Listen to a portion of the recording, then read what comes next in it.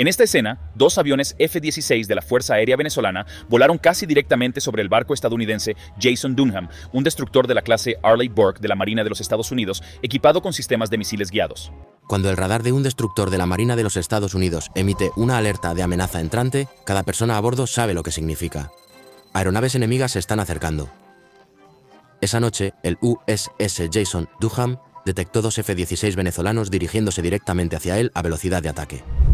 En cuestión de segundos sonaron las alarmas, se bloquearon las armas y se gritaron órdenes por toda la cubierta. Lo que sucedió después no fue un simulacro. Fue un encuentro real que casi desató una guerra en el Caribe y cambió la política militar de la noche a la mañana. La tormenta que se avecinaba. Cuando piensas en el Caribe, probablemente piensas en aguas azules tranquilas, playas soleadas y vacaciones. Pero para octubre de 2025, este paraíso se sentía menos como un resort y más como un polvorín. Todos contenían la respiración, esperando que una sola chispa lo desencadenara todo. Esta es la historia de cómo llegamos al borde. Todo comenzó con una guerra de la que quizás ni siquiera hayas oído hablar. No fue una guerra contra un país, al menos no oficialmente. Los Estados Unidos la llamaron una operación contra el narcotráfico. I don't think we're going to necessarily ask for a declaration of war. I think we're just going to kill people that are bringing drugs into our country. Pero usaron algunas palabras muy poderosas para describirlo. Lo etiquetaron como un conflicto armado no internacional. Ahora, esa es una frase complicada. Si replanteas cómo entiendes el mundo y nuestro propio hemisferio, eso es exactamente lo que son estas organizaciones terroristas extranjeras. Y así las rastrearemos, las mapearemos, las conectaremos en red y las cazaremos y mataremos. Pero lo que realmente significaba era esto. El gobierno de los Estados Unidos se estaba dando luz verde legal para usar su poderío militar tal como lo haría en una zona de guerra para cazar a los traficantes de drogas. Los funcionarios estadounidenses no se anduvieron con rodeos. Acusaron al presidente venezolano Nicolás Maduro de ser el líder de un régimen narcoterrorista. Afirmaron que su gobierno no solo estaba haciendo la vista gorda al tráfico de drogas. Alegaron que era una parte central de la operación, usando drogas ilegales como un arma contra los Estados Unidos. No haces una acusación así y simplemente te retiras. La respuesta fue una demostración masiva de fuerza. Estados Unidos comenzó a mover buques de guerra y aviones al Caribe en lo que se convirtió en el mayor despliegue militar en América Latina en décadas. Era una fortaleza flotante del poder estadounidense estacionada justo frente a la costa. Esto no era un mensaje diplomático sutil. Era una advertencia directa e inconfundible, pero una advertencia fácilmente puede ser vista como una amenaza. Desde la perspectiva de Venezuela, esto fue un acto de agresión total. Aquí estaba su rival histórico, la superpotencia, acumulando su armada justo en su puerta. Lo vieron como una operación militar ilegal, una violación de su soberanía y una amenaza directa a su nación. La tensión no se mantuvo teórica. Las cosas se volvieron reales y mortales. Los buques de guerra y aviones de patrulla de Estados Unidos comenzaron a rastrear embarcaciones que sospechaban llevaban drogas y no solo las interceptaron. En una serie de ataques, abrieron fuego. Los barcos fueron destruidos, murieron personas. Estados Unidos lo llamó un exitoso golpe contra el narcotráfico, pero en Venezuela lo llamaron algo completamente diferente: masacres ilegales. El gobierno venezolano condenó estas acciones en los términos más enérgicos posibles. Cada explosión en el agua, cada anuncio, desde Washington, echaba gasolina al fuego de la desconfianza y el odio entre las dos naciones. Entonces, imagina la escena. Tienes a un lado los Estados Unidos, convencidos de que están luchando una guerra justa contra los narcoterroristas. Tienes al otro lado Venezuela, convencida de que enfrenta un ataque imperialista de una potencia extranjera. Y en el medio, el hermoso mar Caribe es ahora el tablero de ajedrez más volátil del mundo. Los marineros estadounidenses estaban en máxima alerta. Las fuerzas venezolanas observaban cada movimiento. El escenario estaba preparado. Los jugadores estaban en posición. Todos los ingredientes para un desastre estaban mezclados y esperando. Era una caja de pólvora, una tormenta en ciernes de acusaciones, buques de guerra y disparos. Y todo lo que se necesitaba era un error, una mala comunicación, un acto imprudente para que toda la situación explotara. La calma era una ilusión. La tormenta se acercaba. Un centinela en aguas disputadas. Así que, en este polvorín navega una fortaleza flotante del poder estadounidense, el USS Jason Dunham. No era cualquier barco. Era un destructor de misiles guiados de la clase Arleigh Burke, uno de los buques de guerra más poderosos y avanzados que jamás haya surcado los mares. Su nombre, Jason Dunham, honra a un marine que dio su vida por sus compañeros, un nombre que lleva el peso del sacrificio supremo. Y en el denso otoño de 2025, a este barco se le asignó una misión que requería tanto un poder inmenso como una increíble contención. El Dunham nunca estaba solo. Era un jugador clave en una importante fuerza de tarea naval de Estados Unidos, un equipo de cazadores operando juntos. Este grupo incluía otros destructores poderosos, como el USS Stockdale y el USS Gravely, y acechando bajo las olas, silencioso e invisible, estaba quizás el miembro más potente del equipo, un submarino de propulsión nuclear. Esto no era una patrulla casual, era una demostración coordinada de fuerza abrumadora. Pero, ¿qué hacía al Jason Dunham tan especial? Todo se reduce a su cerebro y sus puños. Su cerebro se llama Sistema de Combate Aegis. Piensa en Aegis como la computadora de juegos y el sistema de radar más poderoso que puedas imaginar, todo metido en un solo barco. Puede ver cientos de objetivos a la vez, desde aviones rozando las olas hasta misiles atravesando la estratosfera. Puede rastrearlos, analizar la amenaza y, si es necesario, enfrentarlos, todo en un abrir y cerrar de ojos. Este sistema convierte al barco en un guardián, un centinela digital con una conciencia sin igual. Luego tienes sus puños. Empacado en el centro del barco está el sistema de lanzamiento vertical Mark 41. Suena técnico, pero es esencialmente un vasto almacén de más de 90 misiles listos para disparar. No es solo un tipo de arma, es toda una caja de herramientas para diferentes problemas. ¿Necesitas derribar un jet que se mueve rápido en el cielo? Tiene misiles estándar para eso. ¿Necesitas destruir un objetivo a cientos de millas tierra adentro? Puede lanzar un misil de crucero Tomahawk, un arma que puede volar más allá del horizonte y golpear un cristal específico. Y para amenazas cercanas, tiene el sistema de armas de proximidad Phalanx, una ametralladora Gatling guiada por radar que puede disparar miles de balas por minuto para crear una verdadera pared de acero contra cualquier cosa que se acerque demasiado. Esta fortaleza tecnológica tenía una misión muy clara y muy peligrosa. Se le encomendó patrullar algunas de las rutas de envío de petróleo más vitales del planeta, corredores que transportaban millones de barriles de crudo cada día, abasteciendo a la mitad de un hemisferio. Su trabajo era ser un símbolo visible del compromiso y poder estadounidense, asegurando que estas vías permanecieran abiertas. Pero su otra misión fue la que lo puso directamente en la mira. El Jason Dunham estaba allí para hacer cumplir las agresivas operaciones antidrogas de los Estados Unidos. Era la punta de lanza en ese conflicto armado no internacional. Esto significaba que sus poderosos radares estaban constantemente escaneando, no solo en busca de amenazas militares, sino también de las pequeñas y rápidas embarcaciones utilizadas por los traficantes de drogas. Fue esta misma misión la que ya había llevado a ataques mortales y tensiones crecientes. Así que ahí estaba, el USS Jason Dunham, una obra maestra de tecnología y combate valorada en $2.000 millones, un barco diseñado para dominar los mares, ahora era un solitario centinela navegando de un lado a otro en las aguas disputadas frente a la costa de Venezuela. Para los más de 300 marineros a bordo, la vida era un estado constante de alerta máxima. Estaban lejos de casa, operando en un lugar donde no se les veía como guardianes, sino como invasores. Sabían que cada señal en su radar, cada pequeño avión que aparecía en el horizonte, podría ser la chispa que encendiera la tormenta. Estaban manteniendo la línea, una línea que se volvía más delgada y peligrosa con cada día que pasaba. Un eco desvanecido de la amistad estadounidense. Ahora, ¿qué desafía a un centinela de $1.000 millones como el USS Jason Dunham? La respuesta vino del cielo, pero no en la forma que podrías esperar. No era un cazafurtivo de última generación. Era un fantasma, un eco desvanecido de una época en la que Estados Unidos y Venezuela eran realmente amigos. Era el F-16 venezolano, y esa es la capa más profunda de ironía en toda esta confrontación. Estos mismos F-16 fueron una vez un símbolo de asociación. Venezuela era un aliado de Estados Unidos. Los Estados Unidos les vendieron felizmente una flota de modelos F-16A y B, específicamente la variante Bloque 15. Eran buenos aviones para su época, un signo de confianza e interés mutuo. Los pilotos de Venezuela entrenaron con los Estados Unidos, aprendieron tácticas estadounidenses y volaron máquinas estadounidenses. Era un mundo completamente diferente. Pero el tiempo avanza y las amistades pueden deteriorarse. A lo largo de las décadas, a medida que las relaciones entre Washington y Caracas se deterioraron, esa flota de F-16 comenzó a contar una historia de abandono y aislamiento. Los aviones, que alguna vez fueron motivo de orgullo, se convirtieron en reliquias. Sin un suministro constante de piezas y apoyo de los Estados Unidos, mantenerlos en vuelo se convirtió en una tarea monumental. De las 2 docenas originales, solo un puñado, quizás tan pocos como 6 o 7, todavía se consideraban aptos para volar en 2025. Estos jets eran los sobrevivientes, mantenidos con piezas canibalizadas, ingenio y pura fuerza de voluntad. No solo eran pocos en número, estaban atrapados en el pasado. Mientras que los cazas modernos pueden fijar y destruir a un enemigo desde docenas de millas de distancia con misiles más allá del alcance visual, los F-16 de Venezuela carecían de ese poder. Sus armas aire-aire más avanzadas eran misiles Sidewinder AIM-9L y AIM-9P más antiguos.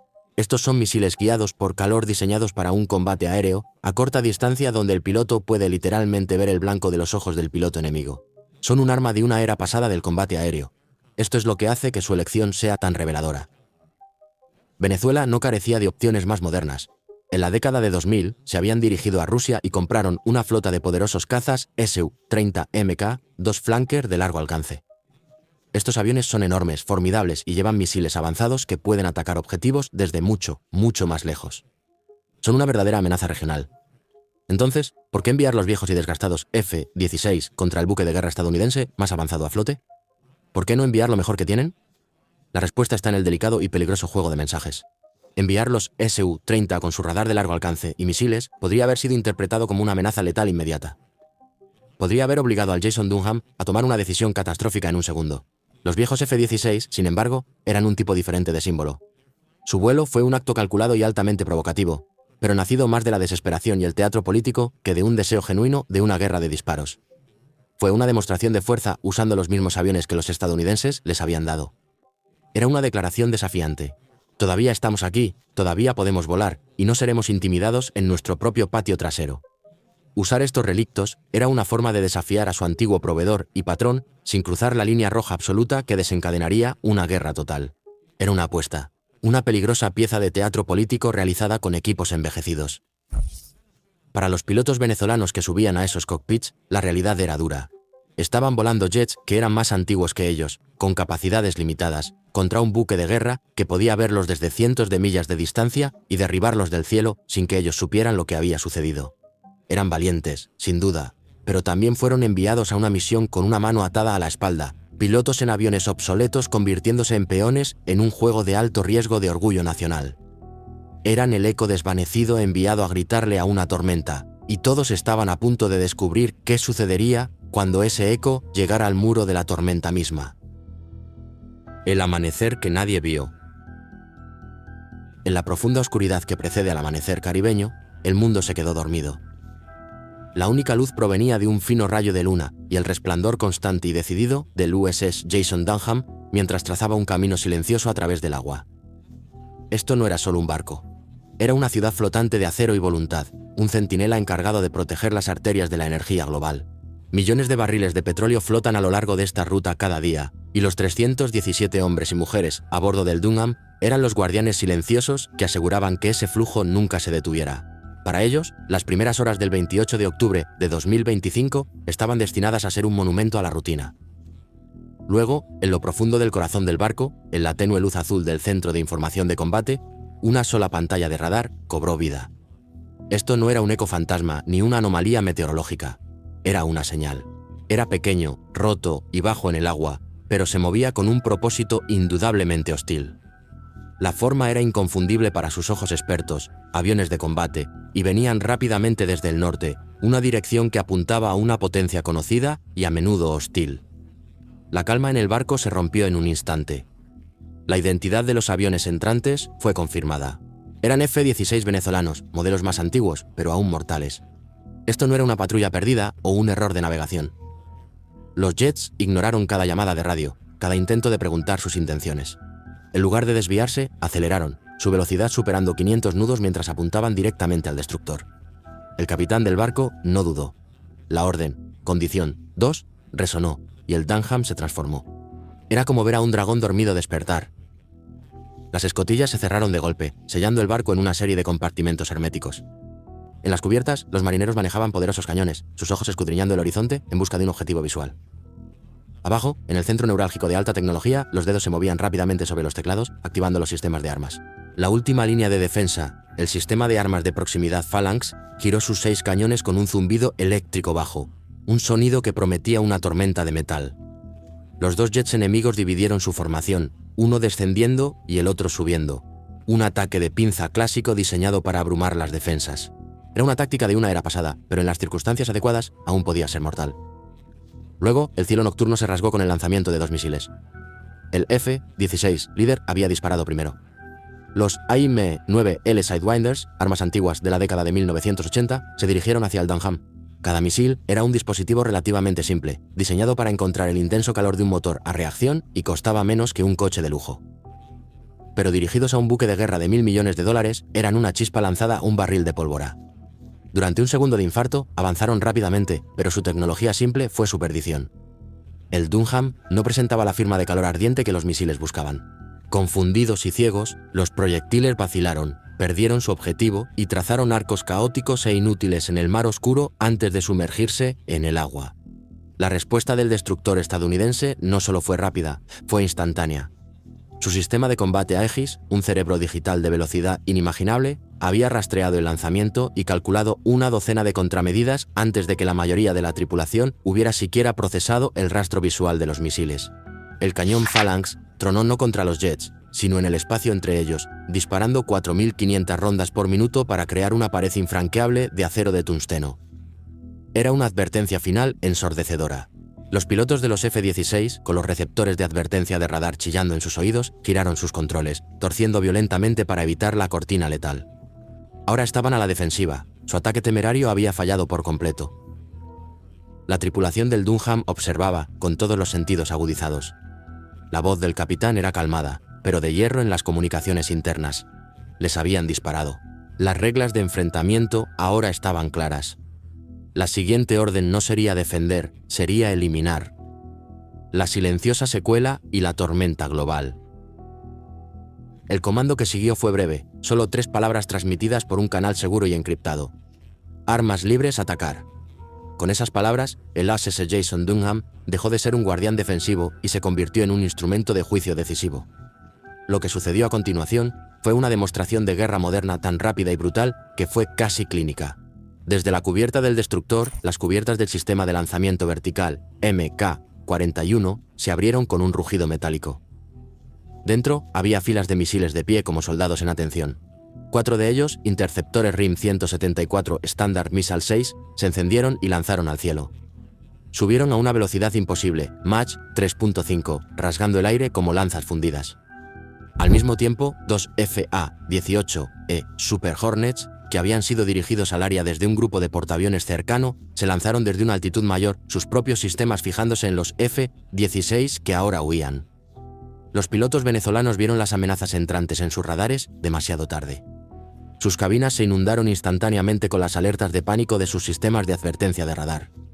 Tiraron de sus palancas tratando de ascender, de descender, de hacer cualquier cosa para escapar, pero la física y la tecnología ya habían sellado su destino. El primer misil estadounidense encontró su objetivo. No necesitaba un impacto directo. Estaba diseñado para explotar cerca de su objetivo, rociándolo con una nube de fragmentos de metal que ardían a más de 1200 grados Fahrenheit. Esta nube penetró en el primer F-16, destrozando su ala y cortando sus líneas hidráulicas. El jet perdió el control instantáneamente, cayendo del cielo en una violenta espiral de muerte humeante. El piloto del segundo F-16 intentó contraatacar, activando un viejo pod de interferencia para intentar confundir el radar de Dunham. Fue un gesto inútil. El avanzado sistema de guerra electrónica del destructor no solo neutralizó el bloqueo, sino que lo reflejó de vuelta, sobrecargando los propios sistemas del jet. Las luces de la cabina parpadearon y se apagaron. Un fallo total de sistemas. Un marinero en el Dunham informó con calma. El objetivo 2 está perdiendo altitud. En menos de 60 segundos, los 2 puntos de radar que habían causado tanta tensión simplemente desaparecieron de las pantallas. Todo el enfrentamiento, desde el primer contacto hostil de radar hasta el último impacto, había terminado. El océano, como siempre, suavizó la violencia, dejando solo una mancha desvanecida de combustible y escombros. Una armada responde. El juego de la gallina había terminado. Ahora era el momento de mostrar todo el tablero de ajedrez. La respuesta fue rápida e impresionante en su escala. El único centinela, el USS Jason Dunham, no iba a quedarse solo. Estaba a punto de convertirse en el barco líder de una armada. La Marina de los Estados Unidos hizo un movimiento que sacudió toda la región. Desplegaron el grupo de ataque del portaaviones US Gerald R. Ford. Para entender el mensaje, tienes que entender al mensajero. El USS Gerald R. Ford no es solo otro barco. Es el portaaviones más grande y avanzado del mundo. Es una ciudad capital flotante del poder militar estadounidense. Su llegada al Caribe lo cambió todo. Esto ya no era una operación contra el narcotráfico. Esta era una demostración a gran escala de alcance global. El Ford no viajó solo. A su alrededor había una pantalla protectora de buques de guerra, incluidos otros destructores de la clase Arleigh Burke, como el Jason Dunham. Estos barcos de escolta son armas poderosas por derecho propio, llevando cientos de misiles de lanzamiento vertical. Estos misiles no son solo para atacar aviones.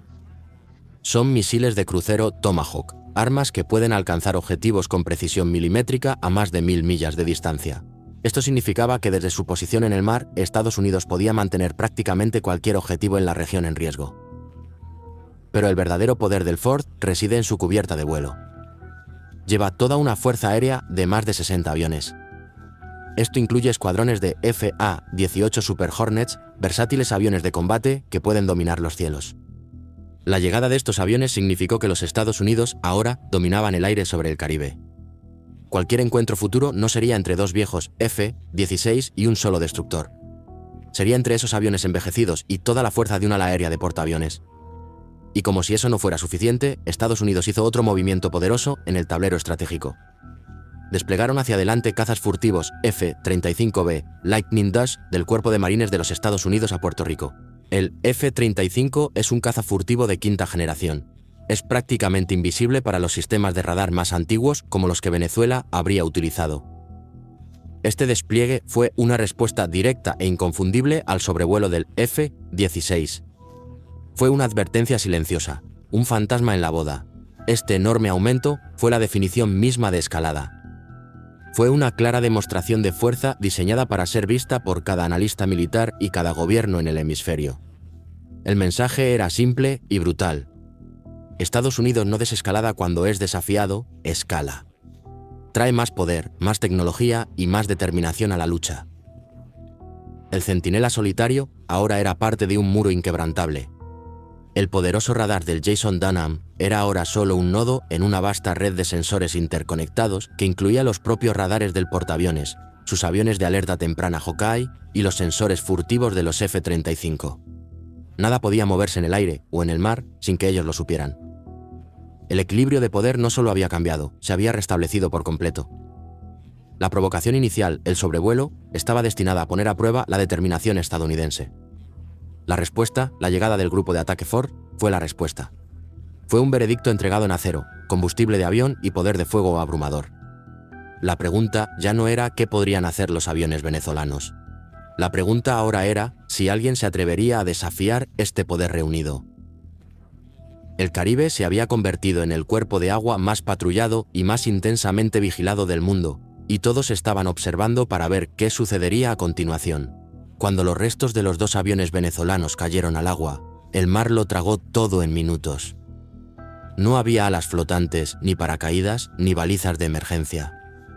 Los escombros se hundieron rápidamente, dejando casi nada para que los satélites detectaran. El USS Jason Dunham permaneció en la estación por un corto tiempo, buscando señales de vida o amenazas adicionales, pero las pantallas de radar permanecieron vacías. La tripulación de la Marina registró el enfrentamiento en un informe interno sellado. Estaba marcado como «solo para uso oficial», lo que significaba que nunca llegaría a los registros públicos. El capitán sabía exactamente lo que sucedería a continuación. Incidentes como este no llegaban a la prensa. Subían por la cadena de mando y desaparecían tras niveles de autorizaciones de seguridad. En Caracas, los funcionarios venezolanos recibieron una notificación silenciosa y cifrada. 2 aviones perdidos. Causa desconocida. Pilotos desaparecidos. Entendieron la verdad de inmediato, pero divulgarla invitaría a la humillación nacional. También arriesgaría una confrontación que su ejército no podría sostener, así que eligieron el único camino que evitaba una crisis. Borraron sus propios registros de radar, apagaron las comunicaciones y dijeron a las familias que los aviones sufrieron una falla de instrumentos y se estrellaron en aguas abiertas. Washington hizo el mismo cálculo. No había ventaja en anunciar que 2 aviones extranjeros dispararon contra un buque de guerra estadounidense. Haría subir los mercados de petróleo, arrastraría a la ONU a otra pelea y forzaría una respuesta militar que nadie quería. La Casa Blanca ordenó discretamente a la Marina mantener el incidente clasificado y limitar todos los detalles a informes internos. Para la tarde, ninguno de los 2 países mencionó el encuentro. No hubo titulares, ni declaraciones, ni periodistas buscando respuestas. El Caribe permaneció tranquilo. Los petroleros siguieron moviéndose. El mundo permaneció ajeno a que un incidente internacional a gran escala casi había estallado antes del amanecer. Ambas naciones entendieron algo que rara vez aparece en las noticias. A veces, los eventos más peligrosos son aquellos de los que nadie escucha. Según los informes internos que luego se filtraron, todo este evento nunca debía llegar al público. La Marina clasificó el derribo de inmediato y bloqueó los detalles en registros restringidos. Si las filtraciones posteriores son reales, la intención de Estados Unidos era simple: manejar la amenaza, presentar el informe y mantener el incidente oculto para evitar una crisis pública. Venezuela, dicen los informes, tuvo el mismo instinto. Supuestamente, su ejército recibió la noticia de que 2 de sus aviones estaban desaparecidos, pero en lugar de anunciarlo, calificaron la pérdida como una falla de equipo durante una patrulla de rutina. Los archivos filtrados, que incluían datos de radar, llamadas de radio encriptadas e imágenes térmicas, presentan una imagen diferente a la que se le dijo a cualquiera. Sugieren que los jets venezolanos entraron en el espacio aéreo internacional, dispararon primero y provocaron una respuesta defensiva legal de Estados Unidos. Pero nada de esto apareció en ningún ciclo de noticias en ese momento porque ambos gobiernos lo mantuvieron en silencio. Según los documentos, todo el encuentro estaba destinado a desaparecer antes del amanecer. Al final, el único registro de la batalla fue un informe clasificado, un recordatorio silencioso de que los conflictos más peligrosos son a menudo aquellos de los que el mundo nunca se entera.